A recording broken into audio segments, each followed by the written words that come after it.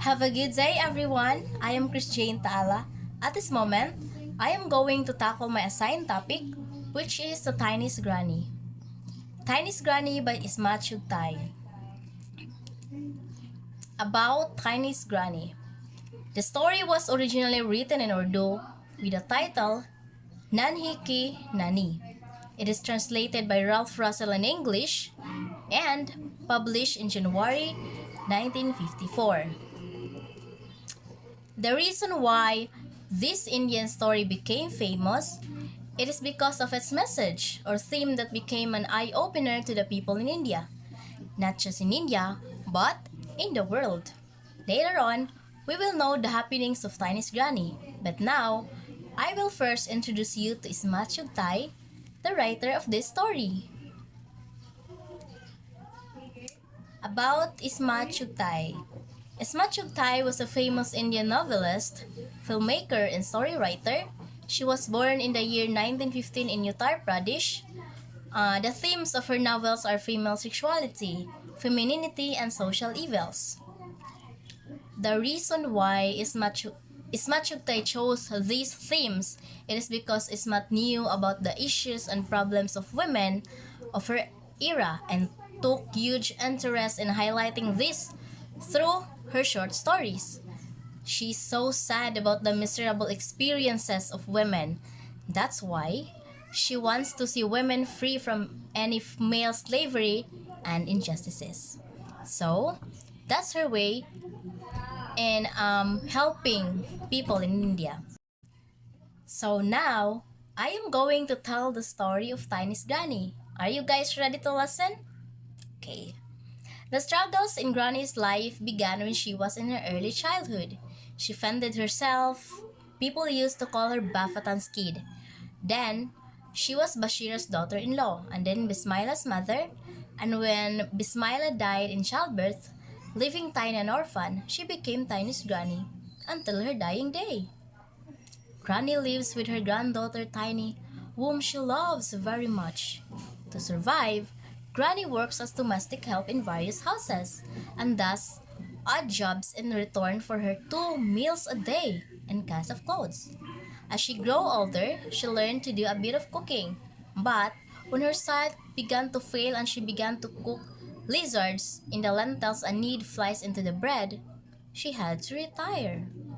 All she was fit for after that was gossiping and tale-telling, but that was also a fairly paying trade. In every muhala, there's always some quarrel going on, and one who has the wit to carry information to the enemy camp can be sure of a susceptible reception.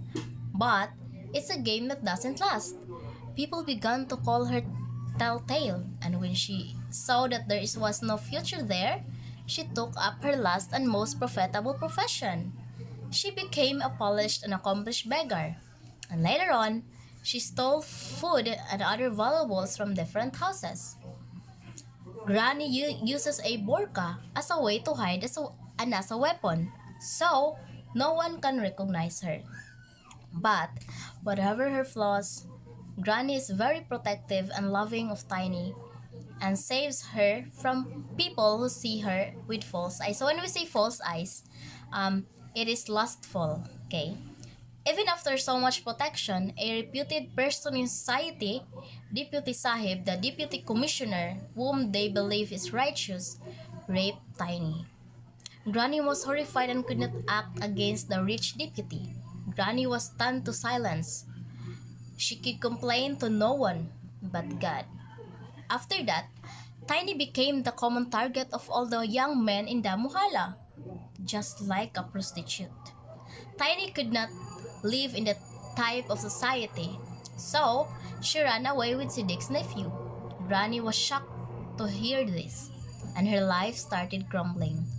Granny was so depressed and heartbroken.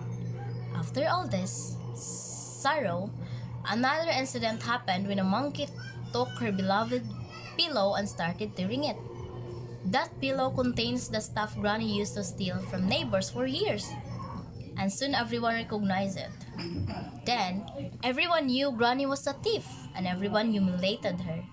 As she was humiliated and didn't have Tiny with her, she committed suicide in her house. She was taken out of the house after 2 days by some people. That's all.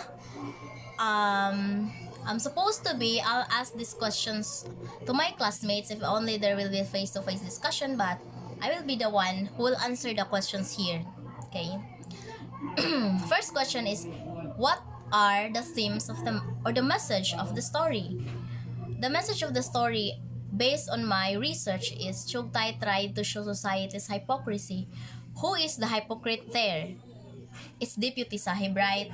Since he's really religious, but behind those 5 prayers every day is a dark secrets and dark doings. Second is, the rich do not value a poor life.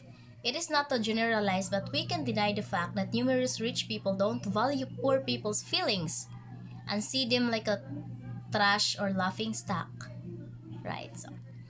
Third one is neglect of female identity in a patriarchal society. So, when we say patriarchal society, men have more power over men. That's it.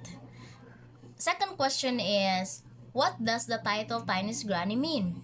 It is obvious that the Tiniest Granny mean that there's no name, no identity, because she's recognized as a daughter, daughter-in-law, mother, and grandmother.